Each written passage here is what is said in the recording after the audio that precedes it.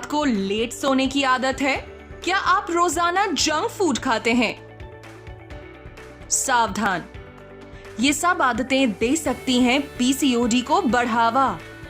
जी money health show में मैं नेहा बजाज आप सभी का बहुत बहुत स्वागत करती हूँ।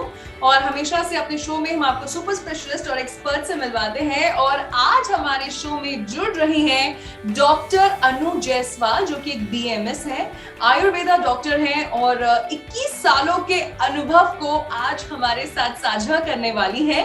डायरेक्टर है वैदिक सूत्रा वेलनेस सेंटर, जो कि नोएडा में है, उत्तर प्रदेश में है।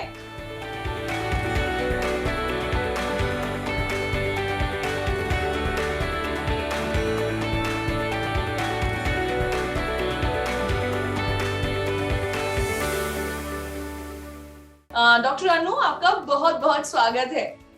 नमस्कार, thank you so much for inviting me. And doctor Anu, आज हम बात करने वाले हैं एक ऐसी बीमारी के बारे में जो तकरीबन हर लड़की उससे जूझ रही है, जिसका नाम है पीसीओडी, जिसे हम एक लाइफस्टाइल डिसऑर्डर कहते हैं। और कहते हैं कि हमारा खान पान अगर सुधर जाए तो सारी बीमारियां सुधर जाती हैं। हम डाइट को लेकर आज आपसे चर्चा करेंगे। डाइट से पहले मैं आपसे ये पूछना चाहती हूँ, एक्सरसाइज और योगा कितना इम्पोर्टेंट है और क्यों जरूरी है एक पीसीओडी पेशेंट के लिए?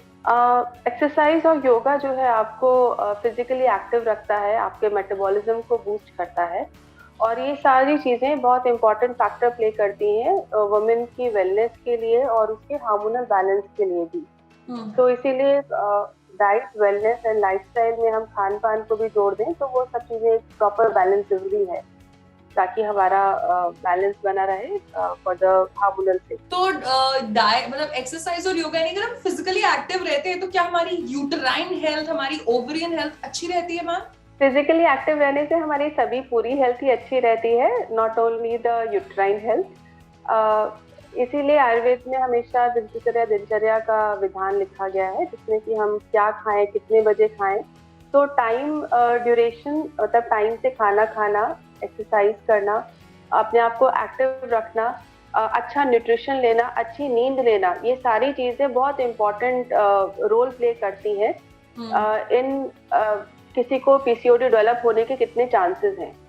जिनका लाइफस्टाइल खराब है इन सेंस कि वो अच्छा खाना नहीं खा रहे हैं, बहुत ज़्यादा प्रोसेस्ड फूड खा रहे हैं, टाइम से नहीं सोते हैं, जो कि चैलेंज भी है because lot of work profile ऐसा हो गया लोगों का।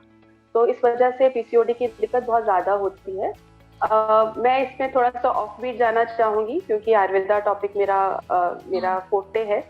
पहले जैसे हम लोग चूड़ियाँ पहना करते थे, बिंदी लगाया करते, तो these are like acupressure points होते हैं हमारे हाथों की कलाइयों पर बिंदी लगाने पे, तो ये एक्टिवेट करते हैं हमारे रिप्रोडक्टिव ऑर्गन्स को। So these are like very small point, but very useful in avoiding certain kind of diseases and the lifestyle disorder in the people around. Okay, आपने बड़े अच्छे से हमें कहते हैं ना एकदम बेसिक्स बताए। अच्छा मैम, आजकल डाइट्स का बड़ा चलन है, ये खाओ वो खाओ, सीड्स, रोटी छोड़ दो, ग्लूटेन फ्री हो जाओ। सो आपके हिसाब से पीसीओडी पेशेंट को वेज डाइट लेनी चाहिए, नॉन वेज डाइट लेनी चाहिए? क्या फूड सोर्सेस हैं और ये हाई फाइबर और हाई प्रोटीन को किस तरीके से शामिल किया जाए? कोई भी डाइट हम जो इंक्लूड करते हैं अपने, जैसे आपने कीटो डाइट मेंशन किया, it might give a certain kind of edge when we start a particular diet, but end of the day how much nutrition we are consuming, what is the calorie we are consuming, how it is a balance or nourishing for the body or not is very important. आप देखेंगे initially 1-2 महीने में may be आपको दिखे कि keto diet शुरू करने के बाद किसी को कुछ फायदा होता है, किसी को कुछ नुकसान होता है, बट देन अल्टीमेटली आप 6-7 1 साल के बाद everybody is in the same line where they condition to it, they are following that diet. तो आपके हिसाब से वेज डाइट बेटर है, नॉन वेज डाइट बेटर है? आप अपने पेशेंट्स को क्या सलाह देती हैं? मैं सलाह देती हूँ कि जो भी आपको सूटेबल लगता है, आपके देश काल के हिसाब से वो आप खाएं। For example, somebody is living in a mountain area, if his family is a non-veg eater, he can continue and he should continue with the non-veg until he has a problem with that. If his intestine is creating a problem, it will definitely he definitely has to have signs and symptoms of that. If it is not, then he can continue and he should continue. Anybody who is a fish eater, you can't ask him overnight to become a vegetarian. That vegetarian food is good for him. That's very wrong conception.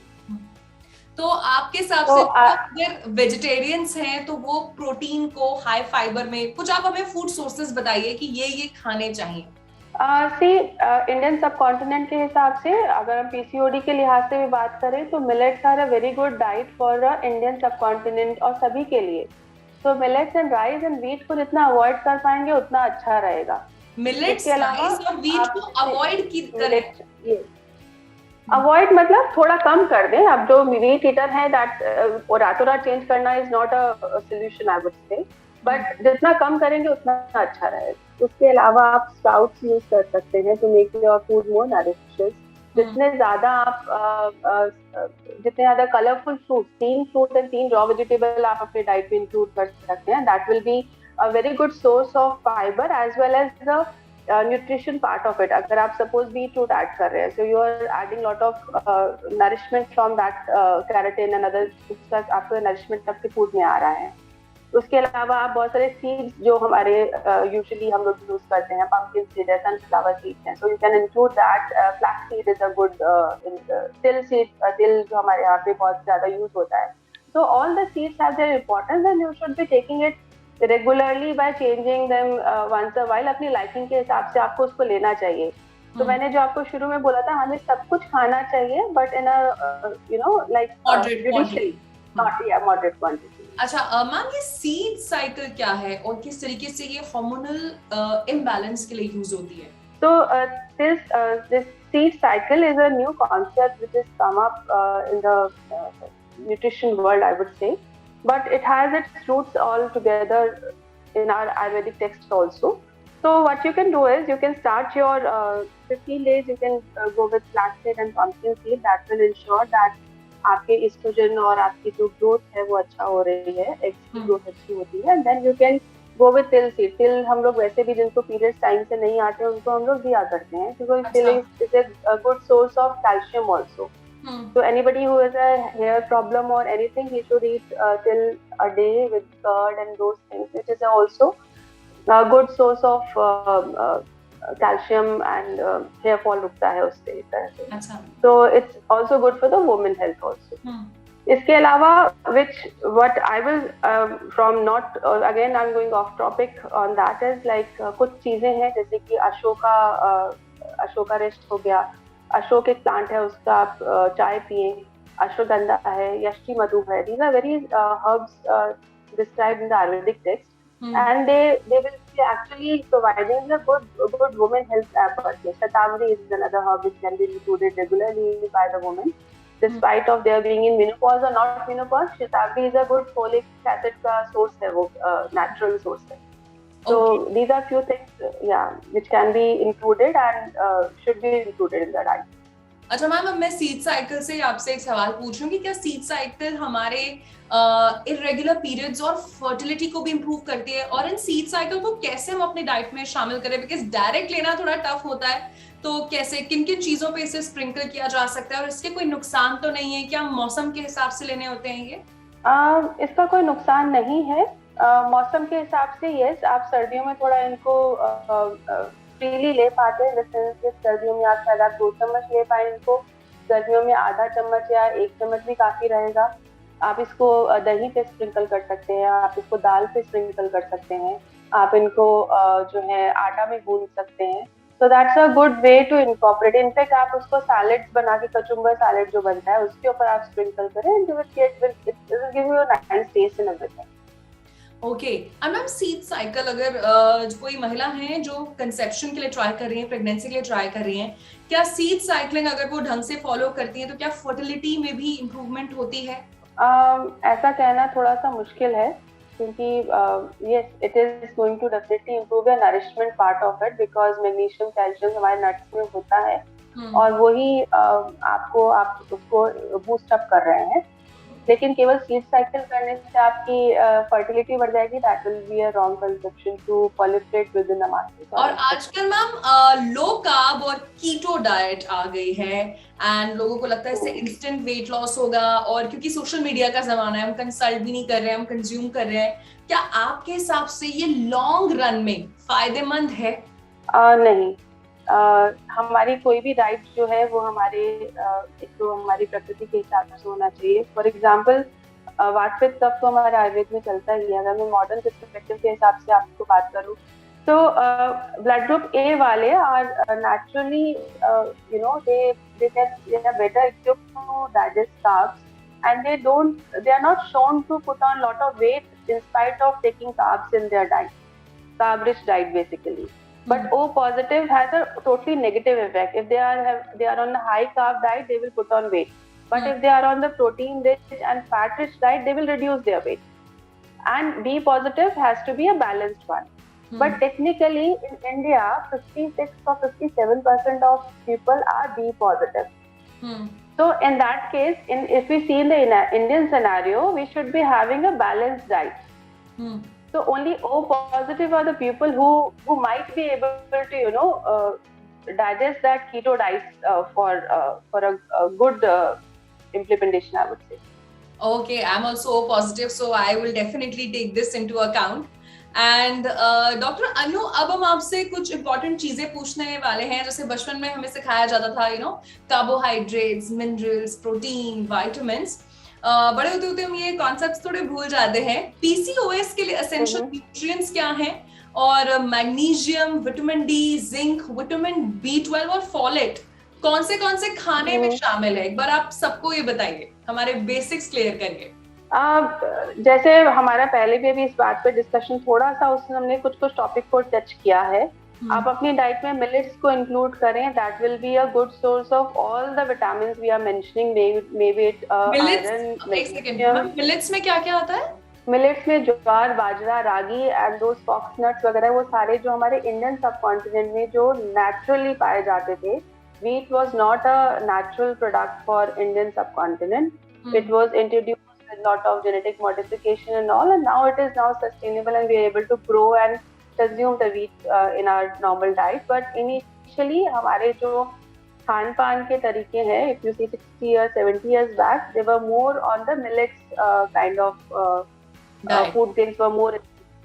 So they are naturally, हमारे जो vegetation है उसमें कम pesticide और herbicide use किए बिना दे उगते हैं वो. So they are having less of toxins in them. You can take in that way. So vitamin B12 बहुत सारी महिलाओं में कम होता है, उसके कौन-कौन से फूड सोर्सेस हैं? रोजाना क्या खाएं हम? रोजाना के लिए आप जो है दही खाएं to begin with, अगर आप वेजिटेरियन हैं. और नॉन वेजिटेरियन है आप तो एग और मीट वगैरह खाइए. So that will be a good source of vitamin B12. और उसके अलावा आप जो है millets, again I'm just coming back to millets again, so you can introduce that to your diet on a regular basis, and it will be helpful. And another thing which I will want to put to your channel is that eat when you are hungry, not to eat when you are not. So that's a major thing which will help. Yes, so it will help you in your digestive process, and once your digestive process is good, it will be able to consume and put and absorb the nutrition better. Okay, and ma'am जाते जाते because 3 और nutrients हैं जिनके बारे में हम आपसे पूछना चाहते हैं, because her on an average सब इंडियंस का विटामिन डी कम पाया जाता है. विटामिन डी डेफिशिएंट इंडिया, हम कहते हैं कि विटामिन डी डेफिशिएंट कंट्री हम है. तो विटामिन डी को कैसे हम अपने लेवल्स इंप्रूव करें, और साथ साथ अभी कोविड के टाइम में लोग जिंक सप्लीमेंट्स ले रहे थे, फॉलेट सप्लीमेंट्स ले रहे थे, तो ये 3 न्यूट्रिएंट्स कैसे हम अपने रोजाना के डाइट में शामिल करें? See, zinc can be you can have a good source of zinc can be pumpkin seeds, which is again seed cycle में आता ही है वो. उसके अलावा रागी is a good source of vitamin B12. So that what I'm trying to convey is, अगर आपका digestion better होगा तो आप ये सब चीजें अपने खाने में से ले सकते हैं. अगर आपका डाइजेशन अच्छा नहीं है तो then it will be a problematic. उसके लिए आपको जो करना है, आपकी दिनचर्या ठीक होनी चाहिए। Means your lifestyle should be better. You should be sleeping well. Suppose you are not sleeping and working late night and then your digestion is going for toss. Despite of you eating a very good and healthy food, you won't be able to get a good nourishment from there. Ma'am vitamin D के भी अगर आप कुछ sources बताएं तो। Vitamin D के लिए vitamin D हमारी बॉडी में नेचुरली बनाने की क्षमता है हमारी बॉडी के अंदर। तो हमें 10 बजे से जो एक सुहानी धूप होती है उसका हमें आनंद लेना चाहिए। अगर हम गर्मियों की बात करें तो शायद वो 8 बजे से पहले होगा, और सर्दियों की बात करें तो शायद वो 10 बजे के बाद होगा, 10 बजे तक होगा बेसिकली। ओके, तो जहाँ पर डॉक्टर अनु आपने हमें खाने पीने के बारे में बताया, सीड्स के बारे में बताया, और सनलाइट हमारे लिए कितनी जरूरी है वो भी हमें बताया।